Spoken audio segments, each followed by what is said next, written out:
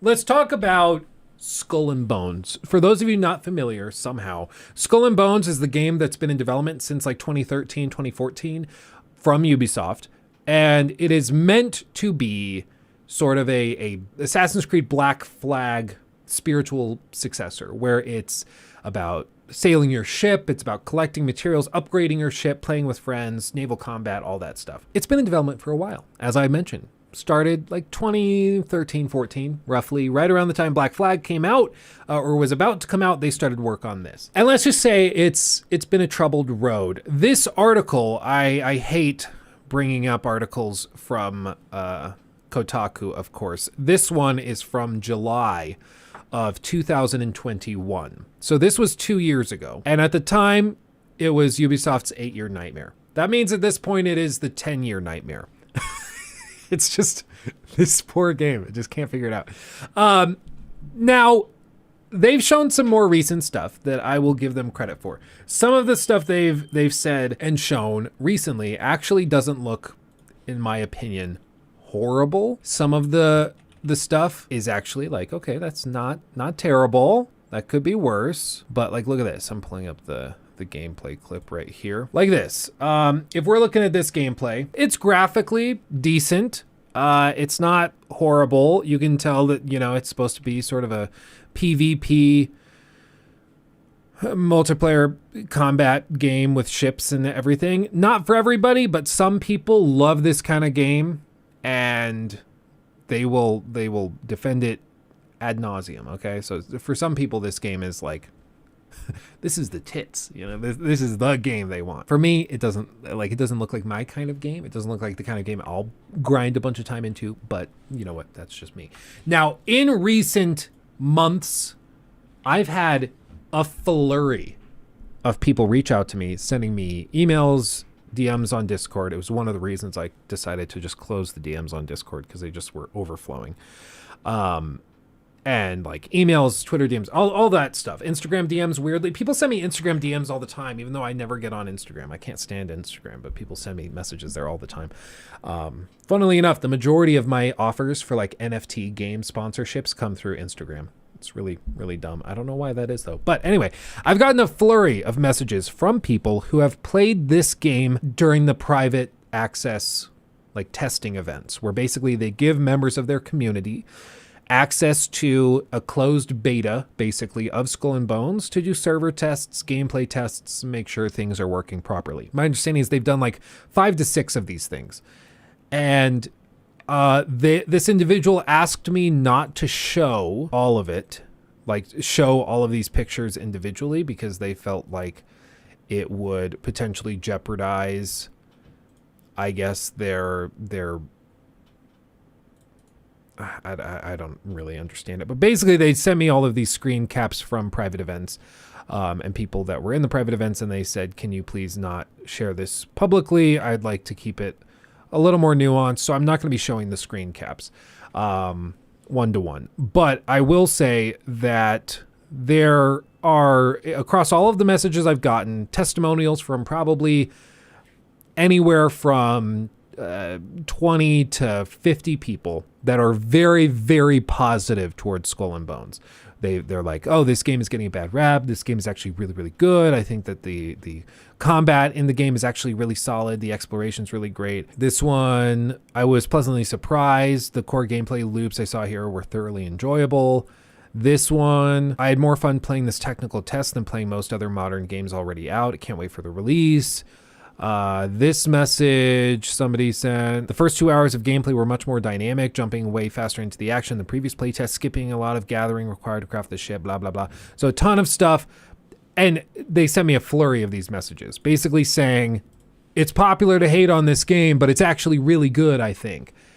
And my perspective on all of this is that there's always going to be fans of any game, really. But that being notwithstanding, like if there are, for a game like Skull and Bones, let's say 10,000 fans, there's 10,000 fans that are diehard for this game, and they will do anything to play it. They will play it day in, day out for 6 months. What's a little sad, perhaps, is that is nowhere near enough player engagement to justify this game's existence, and certainly not the expense.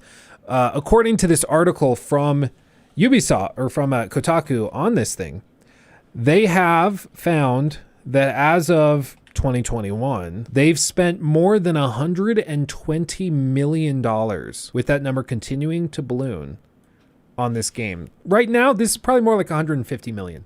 This game, no joke, will probably, when all is said and done, cost about as much as Red Dead Redemption 2 costs to make. No joke, like in terms of actual development costs. And that's because they've repeatedly restarted development. They have time and time again had employee like rollover where they've just lost all of their development talent. Like, it's kind of crazy. So even if the game is pretty good and there's 10,000 people that are really, really into it, that's not enough to make most multiplayer games hold up. And that's certainly not enough to justify this game's existence in the long term. My prediction with this game is it'll launch and it'll probably do like a 6, 7 out of 10 rating. And then Ubisoft will can it within a year and they'll close all the servers and just move on. Why don't they just cancel it now? Why don't they just move on? Well, according to 3 sources that talked to Kotaku, a deal with the Singapore government requires the game be released. In addition to hiring a certain number of people at its Singapore studio in exchange for generous subsidies, they said Ubisoft Singapore must also launch original brand new IPs in the next few years. So they made a deal where they got tax breaks, allowing them to either hire more people all at once, build a new studio building or something at a decreased cost, avoid sales or import or employment taxes or something. They made this agreement with the government and now they have to put the game out. They can't actually cancel it. Otherwise they won't meet this agreement and they'll have to pay back all of the subsidies and potentially pay penalties, which could be 2-3 times what they would normally have to pay. So they're a little upset and a little desperate. So across the board, this whole game is just a walking disaster. And so while I appreciate people reaching out and saying, listen, I've played the game and I actually think it's pretty good, I don't mean to like diminish your experience having played it, but there's a reason beyond the playtests that people are highly suspect when it comes to this game. And it's because it's been delayed 6 going on 7 times. It's because it's something that they've clearly wanted to cancel for a long time, but they can't. It's because this game has restarted development a handful of times, not just delayed, restarted development multiple times. It's had, at this point, 3 to 4 different creative directors, which is never a good sign. Like, every time you list off a new fact, it's like it just gets worse and worse and worse and worse and worse. And that seems to be what's happening here, is that it's just across the board. It just keeps getting worse and worse. So I want to be very clear that I appreciate these people reaching out, but even the people that directly reached out to me, let's go high and say 50 people. 50 people who've played the game, who were in the fan community and already really liked the look of this game and are biased towards it. If they came and had a good time with the game, that's awesome. I'm glad you did. And I hope when the game comes out, you get your money's worth if you buy it and you enjoy it. However, this game, for it to be worth Ubisoft keeping alive and open, long-term support, all of that, they would have to probably have somewhere in the realm of like 100,000 active players, 50,000 active players, a couple thousand, 5,000, 10,000 at launch probably is not enough to do it. And when the perception around a game from day one is that this game is doomed, there's no saving that. Like, the moment that a player thinks this game is going to die quick, they're not going to commit dozens upon dozens or hundreds upon hundreds of hours grinding it out just because of the perception that it's going to be a waste of time in the long run.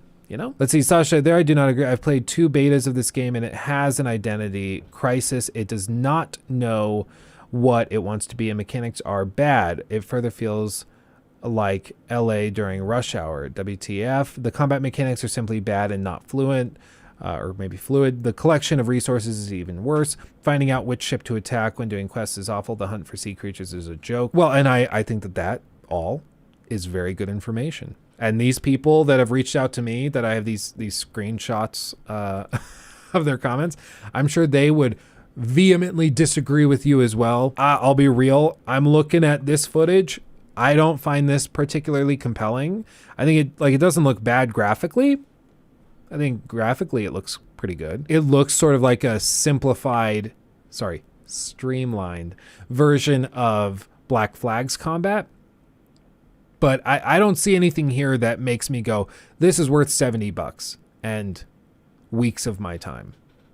I just personally don't see it. And the fact that there's no like melee combat, it's all in the ship. You can leave the ship and walk around islands, but that's not like the main means of exploration. It's all ship based. There's just a lot of different pieces of this puzzle that I'm like, it's not coming together. And the identity crisis thing, I think I would certainly agree with that perception, because that's something that's also outlined in this article, is that, some of the developers blame the clear lack of direction from above, with decisions filtering through too many senior leads with few willing to take responsibility for difficult calls. Others feel like the project was rushed from the beginning, always settling on the quickest short-term solution to a problem that would inevitably become a major headache later on. Culture clashes on the team. Several current and former developers said those coming from Assassin's Creed side were used to top-down decision-making and handcrafting everything down to the details.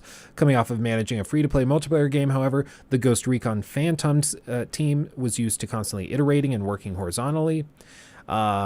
The project is also now, this is as of 2021, it might have had a fourth by now, but it's on its third creative director, Elizabeth Pellin, who formerly was a vice president of editorial in Ubisoft's Paris office. Before her, it was Justin Farron, who some said had great ideas but lacked a clear vision for the game that aligned with HQ's ambitions. And before that, it was Sebastian Puel, a longtime Assassin's Creed producer from the Montreal office who had little experience in designing a multiplayer game. Each new creative director would be accompanied by a leadership shakeup, 5 current and former developers said.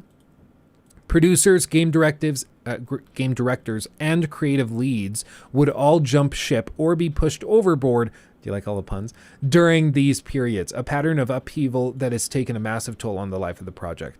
I mean, imagine working on anything for like 10 freaking years, and every 3 years, a new head honcho is brought in from outside the project, not even within, from outside the project. They come in, replace all the managers, and completely change and often restart development. No wonder it's fallen apart. No wonder.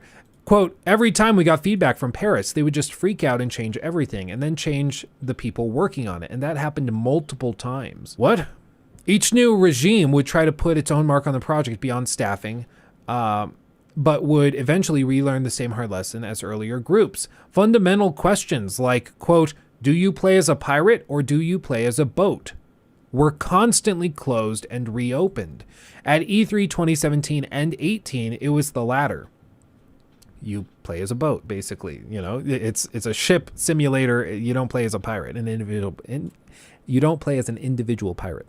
But after Pellin took over, the team was tasked with letting players go ashore to explore islands on foot. The existing tools and assets pipelines were for ships on water. Land locomotion would require new ones. According to 3 current and former developers, Skull and Bones lost 6 months to a year on issues like these alone. Just across the board.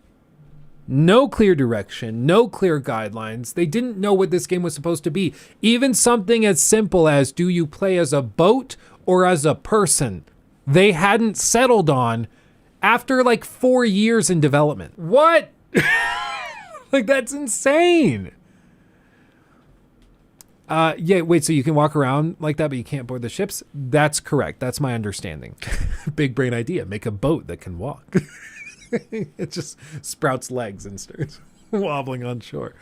Yeah, it tries to be a survival game, an extension of Black Flag, but it does not feel either or.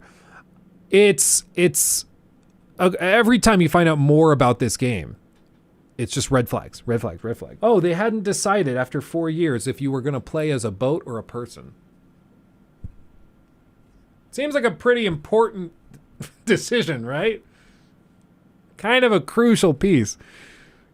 It would be like if you found out that for The Last of Us Part 2, they had worked on it for 4 years and hadn't decided if you were going to play as Joel or Ellie. You'd be like, it's kind of important. that's kind of an important decision. But in this case, it's bigger than that because it's fundamentally different. It's like deciding, I don't know, because it's like, do we make the game just about this one gameplay system, or do we expand it to a much broader one? It would be like, not deciding after a few years of development on, you could say something like, Dying Light 2. Like after a few years of development, they hadn't decided if you were going to be allowed to free run or not. It's like, well, that's kind of important. Like, that's a major decision. It's going to make or break the game. Like, it's honestly crazy. Ubisoft honestly needs to be taken over by another company, Sony, please, or Microsoft.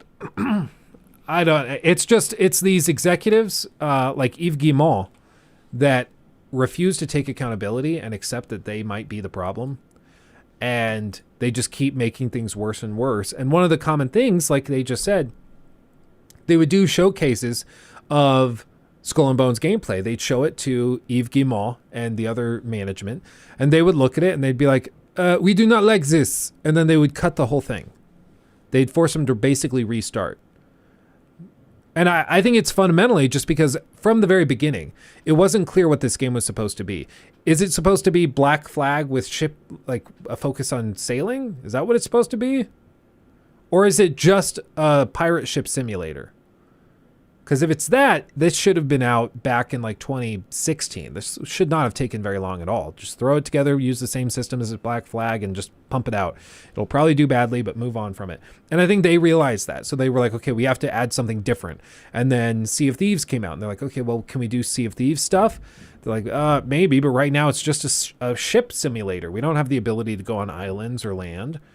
How do we do that? And so they're like, okay, well, we'll figure that out.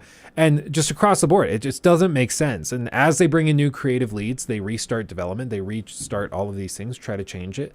And it just never really comes together.